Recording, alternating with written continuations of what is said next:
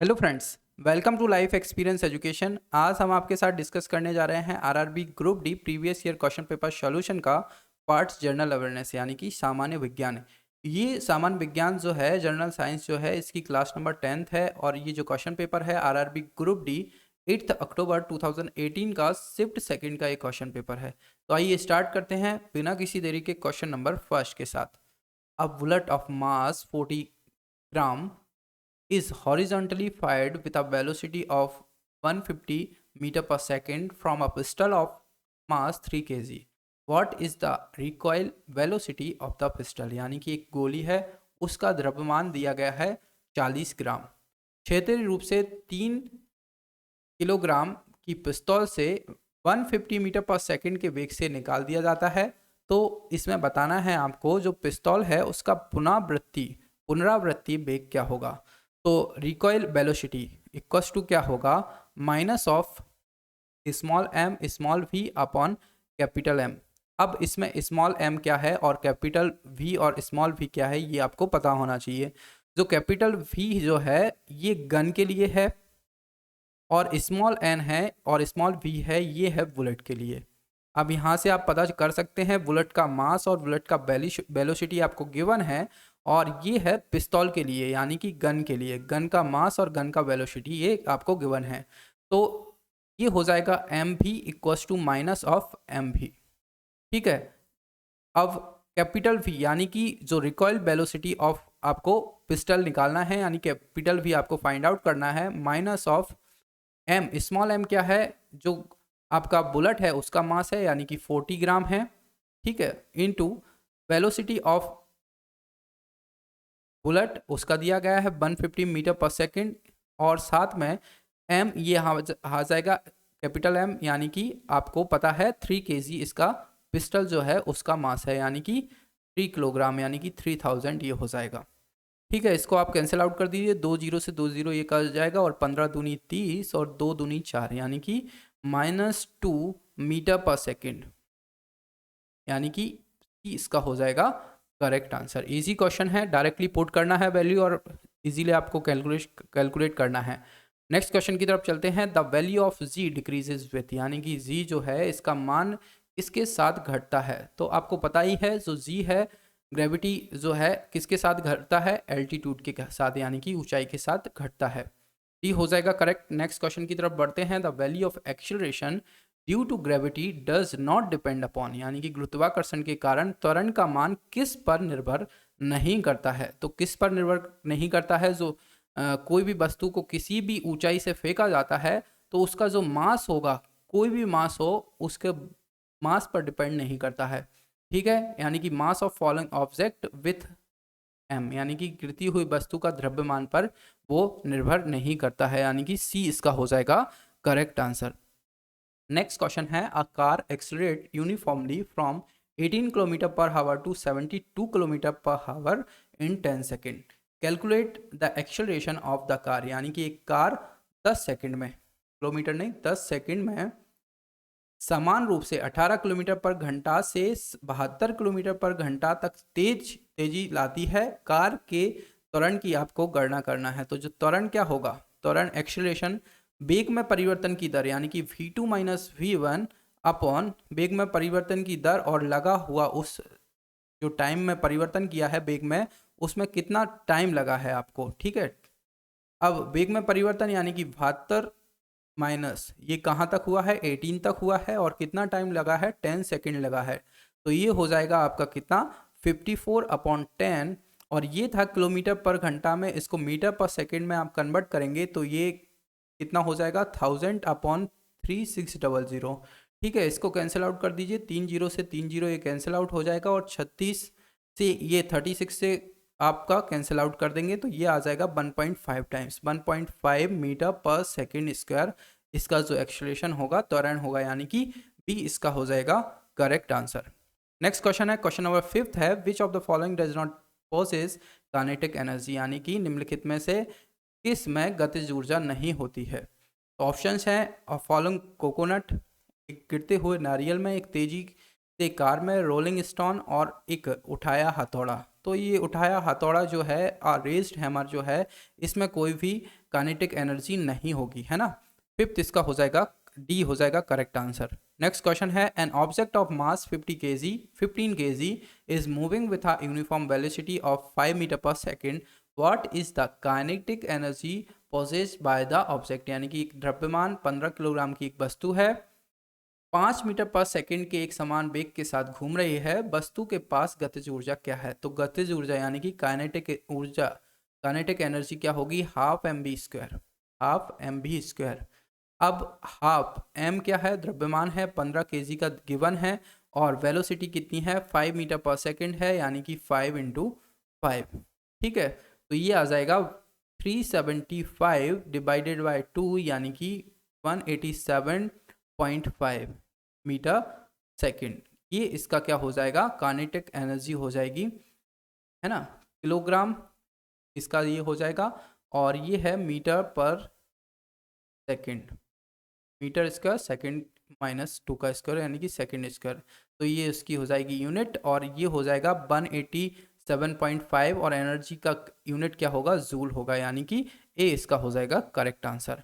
Next question की तरफ चलते हैं। If the work done is 0 then the angle between the force and displacement is. यानी कि यदि कार्य किया गया कार्य शून्य है तो बल और विस्थापन के बीच क्या होगा, कोण। तो बल कोई लग रहा है F, और बल और ये विस्थापित किस भी दिशा में होगा, और तो इसमें जो फोर्स लगेगा वो उनके बीच कोण बताना है। यानी कि वर्क कॉस्ट क्या होता है, FD cos थीटा। ठीक है, अब वो बोल रहा है थीटा का वैल्यू बताना है जब वर्क डन क्या होगा, शून्य होगा, यानी कि इसकी वैल्यू 0 है, यानी कि ये 0 हो जाएगा। कॉस थीटा की वैल्यू कितनी होगी जब 0 होगा, तो कॉस थीटा की वैल्यू होगी 90, तब जाके ये 0 होगा। तो थीटा इक्वस टू क्या हो जाएगा, 90 डिग्री, तब जाके ये 0 होगा। थीटा की वैल्यू 90 होगी तब वर्क डन 0 होगा, यानी कि इन दोनों के बीच जो एंगल है वो 90 डिग्री का होगा। तो बी इसका हो जाएगा करेक्ट आंसर। नेक्स्ट क्वेश्चन है, क्वेश्चन नंबर 8 है, the calculate the wavelength of a sound wave where frequency is 200 hertz and speed is 400 metre per second in a given medium. यानी कि एक ध्वनि की तरंग दैर्ध्य की गणना करें जिसकी आवृत्ति 200 हर्ट्ज है और गति किसी दिए गए माध्यम में 400 मीटर पर सेकेंड है। तो इसकी आपको क्या निकालना है, तरंग दैर्ध्य, यानी कि तरंग दैर्ध्य की गणना करना है। यानी कि लैम्डा इक्वल्स टू क्या होगा, जो कि वेग होगा उसका डिवाइडेड बाय क्या होगा, फ्रीक्वेंसी। वेग कितना दिया है, 400 दिया है, और फ्रीक्वेंसी 200 दी है, यानी कि 2 टाइम्स ये चला जाएगा, यानी कि 2 मीटर उसकी तरंग दैर्ध्य होगी, यानी कि 20 का हो जाएगा करेक्ट आंसर। नेक्स्ट क्वेश्चन है, frequency of dash is not audible to human being. यानी कि एक आवृत्ति जो मनुष्य के लिए श्रव्य नहीं है, तो मनुष्य के लिए श्रव्य नहीं है वो आपको बताना है, उस आवृत्ति को आपको बताना है। अब हमने कई बार डिस्कस किया है कि जो 20 हर्ट्ज से लेकर 20 किलो हर्ट्ज तक जो आवृत्ति है ये ऑडिबल रेंज में आती है। किस में आती है, ऑडिबल में आती है। 20 किलो हर्ट्ज यानी कि 20,000 हर्ट्ज, 20 हर्ट्ज से लेकर 20,000 हर्ट्ज तक जो रहेगी ये रहेगी ऑडिबल रेंज में। अब ये देख लीजिए 100 हर्ट्ज इसके अंतर्गत आ रहा है, 18,000 भी इसके अंतर्गत आ रहा है, और 20,000 भी इसके अंतर्गत आ रहा है। यानी कि ये सभी जो हैं ये ऑडिबल रेंज हैं, और ये 22 किलो हर्ट्ज जो है ऑडिबल नहीं है, यानी कि डी इसका हो जाएगा करेक्ट आंसर। तो यहाँ से आप एक चीज़ और याद रखिए, 20 हर्ट्ज से लेकर 20 किलो हर्ट्ज जो है ये आती है किस रेंज में, ऑडिबल में, ऑडिबल में। ठीक है, उसके बाद ग्रेटर देन 20 हर्ट्ज, बात करें 20 किलो हर्ट्ज की, ग्रेटर देन 20 किलो हर्ट्ज यदि आएगा तो इसको बोलेंगे अल्ट्रासाउंड। क्या बोलेंगे, अल्ट्रासाउंड इसको बोलेंगे। और लेस देन 20 हर्ट्ज आएगा, लेस देन 20 हर्ट्ज आएगा तो इसको बोलेंगे इंफ्रासाउंड। तो ये भी आपको याद रखना है, इन तीनों से ही क्वेश्चन एक ना एक बन जाता है। डी हो जाएगा करेक्ट आंसर। नेक्स्ट क्वेश्चन की तरफ चलते हैं। Dash instrument is use to measure potential difference. यानी कि किस उपकरण का उपयोग संभावित अंतर को मापने के लिए किया जाता है, यानी कि पोटेंशियल डिफरेंस को मापने के लिए किया जाता है। तो पोटेंशियल डिफरेंस यानी कि विभवांतर आप बोल सकते हैं, इसको नापने के लिए वोल्ट मीटर का उपयोग किया जाता है, यानी कि बी इसका हो जाएगा करेक्ट आंसर। नेक्स्ट क्वेश्चन की तरफ चलते हैं। क्वेश्चन है if the resistance is halved the current gets, यानी कि यदि प्रतिरोध को आधा किया जाता है तो धारा कितनी हो जाती है। तो आप ओम्स लॉ जानते हैं। ओम्स लॉ क्या कहता है, V equals to I R, यानी कि वोल्टेज V है, I करंट है और प्रतिरोध R है, यानी कि रेजिस्टेंस R है। अब बोल रहे हैं कि रेजिस्टेंस को क्या करना है, V equals to I, resistance को करना है आधा, यानी कि R/2, रेजिस्टेंस को करना है आधा R/2। तो करंट क्या होगा, यहाँ से करंट डबल हो जाएगा, तभी तो 2 से 2 कैंसिल आउट होकर ये वैल्यू सेम रहेगी वोल्टेज की। तो करंट को कितना होना पड़ेगा, करंट को होना पड़ेगा डबल, यानी कि दोगुना, यानी कि सी इसका हो जाएगा करेक्ट आंसर। जो इलेक्ट्रिसिटी है इससे भी एक ना एक क्वेश्चन बनता है, या तो प्रतिरोध का जो सीरीज कनेक्शन, या फिर पैरेलल कनेक्शन, या फिर ओम्स लॉ पर ही क्वेश्चन बनता है, इन पर क्वेश्चन बनते हैं। तो सी उसका हो जाएगा करेक्ट आंसर। नेक्स्ट क्वेश्चन है dash is not a compound, यानी कि एक यौगिक नहीं है। तो sulphur dioxide, chalk, lead, hydrogen sulphide. जो लेड है ये एक यौगिक नहीं है, एक कंपाउंड नहीं है, एक, तो सी इसका हो जाएगा करेक्ट आंसर। नेक्स्ट क्वेश्चन है the melting point of ice is, यानी कि बर्फ का गलनांक है।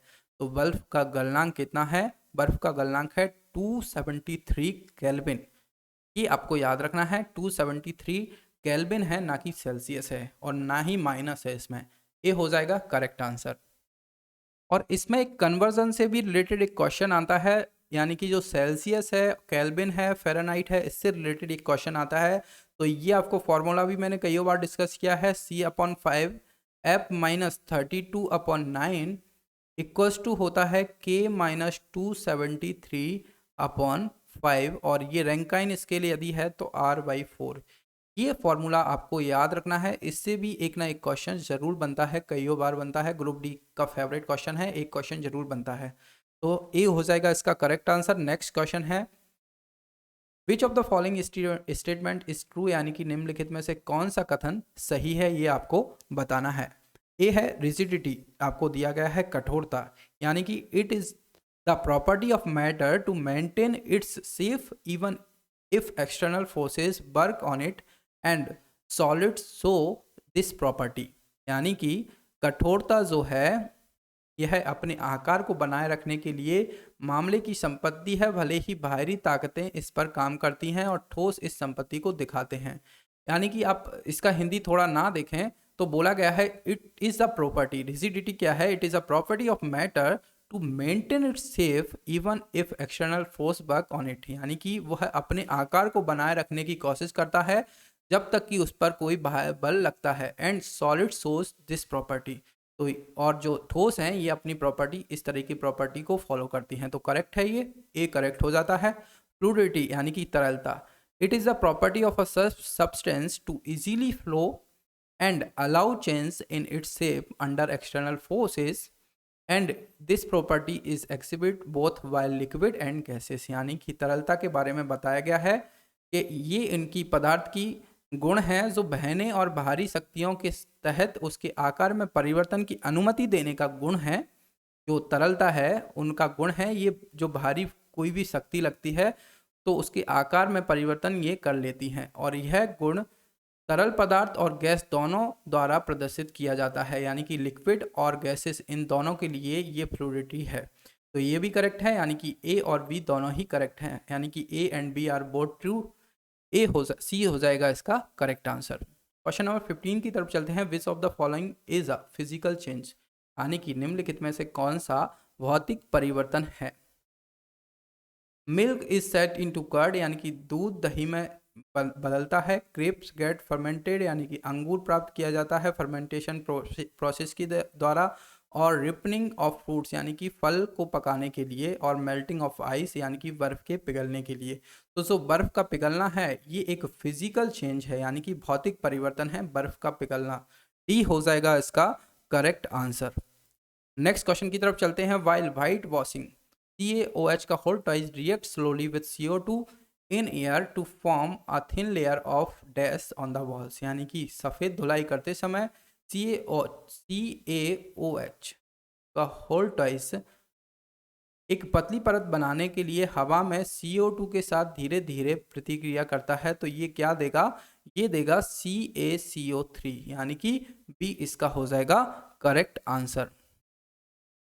यहाँ से आप देखें CaOH उल्टाई, इसको बोला जाता है बुझा हुआ चूना। क्या? बुझा हुआ चूना, यानी कि स्लिक्ड लाइम। सिलेक्ट लाइम इसको बोला जाता है। ये CO2 के साथ प्रतिक्रिया करता है और CaCO3 यानी कि चूना पत्थर यानी कि कैल्शियम कार्बोनेट ये देता है। तो ये आपको रिएक्शन याद रखना है, काफ़ी इंपॉर्टेंट रिएक्शन है और इसको कॉम्बिनेशन रिएक्शन भी बोला जाता है। क्या हो जाएगा करेक्ट आंसर? बी हो जाएगा इसका करेक्ट आंसर। नेक्स्ट क्वेश्चन की तरफ चलते हैं। In dress each carbon atoms is bonded to 4 other carbon atoms forming a rigid 3 dimensional structure, यानी कि प्रत्येक कार्बन परमाणु 4 अन्य कार्बन परमाणु के साथ बन जाता है जो कठोर 3 आयामी संरचना का निर्माण करता है। तो ये किस में होता है? तो ये होता है डायमंड में, सभी जानते हैं। बी इसका है करेक्ट आंसर, हीरा डायमंड। नेक्स्ट क्वेश्चन है। In dash carbon atoms are arranged in the shape of football, यानी कि कार्बन परमाणुओं का एक फुटबॉल के आकार में व्यवस्थित किया जाना इसका उदाहरण है? ये है फुलरनेस, यानी कि फुलरीन, यानी कि सी इसका हो जाएगा करेक्ट आंसर।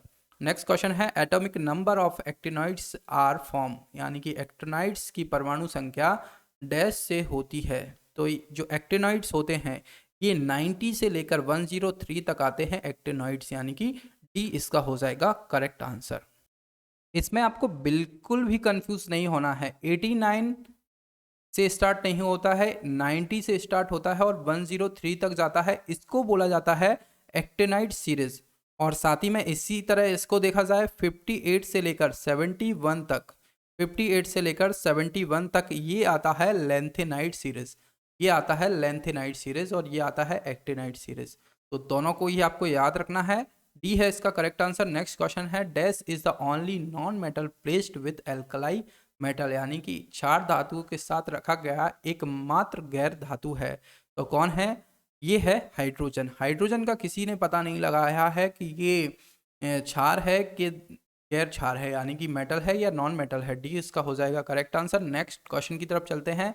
पिना is the external part of, पिना एक बाहरी हिस्सा है, किसका है? कान का, ईयर का, यानी कि डी इसका हो जाएगा करेक्ट आंसर। नेक्स्ट क्वेश्चन है।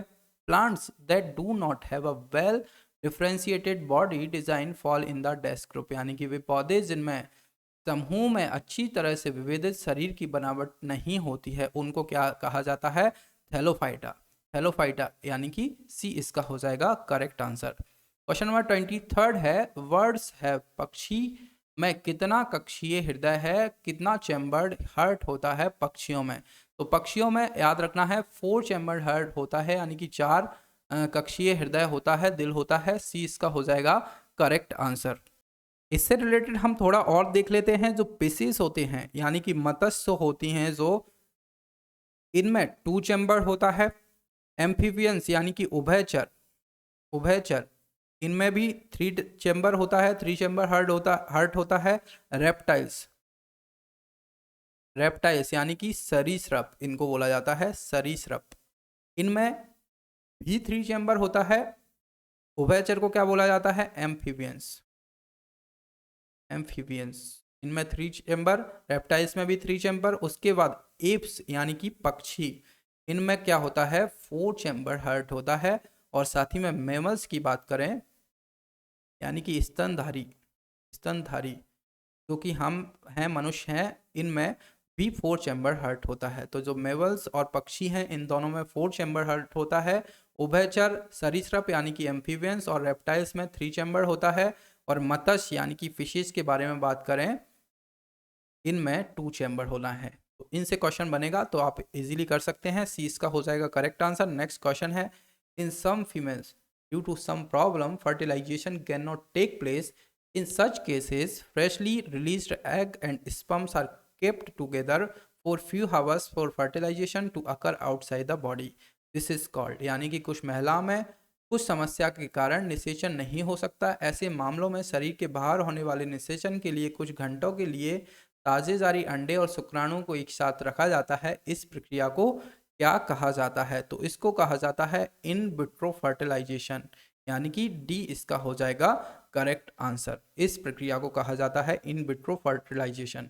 नेक्स्ट क्वेश्चन है the dash character is recessive in garden pea plants, यानी कि बगीचे के मटर के पौधों में डैश वर्ण आवृत्ति है। तो इसमें रिंकल्ड सीड यानी कि बी इसका हो जाएगा। सूर्य वाले बीज इनके लिए चलते हैं, बी इसका हो जाएगा करेक्ट आंसर। ये आज की सीरीज का हमारा लास्ट क्वेश्चन था। लेक्चर आपको पसंद आए तो लाइक और शेयर आप ज़रूर किया कीजिए अपने फ्रेंड्स के साथ, और लाइफ एक्सपीरियंस एजुकेशन चैनल के साथ जुड़ने के लिए आप चैनल को सब्सक्राइब भी कीजिए। साथ ही में हमारे सोशल मीडिया हैंडल्स हैं, इंस्टाग्राम, फेसबुक पेज है, टेलीग्राम चैनल है, लाइफ एक्सपीरियंस एजुकेशन नाम से आप हमें यहाँ पर भी फॉलो कर सकते हैं। Thank you.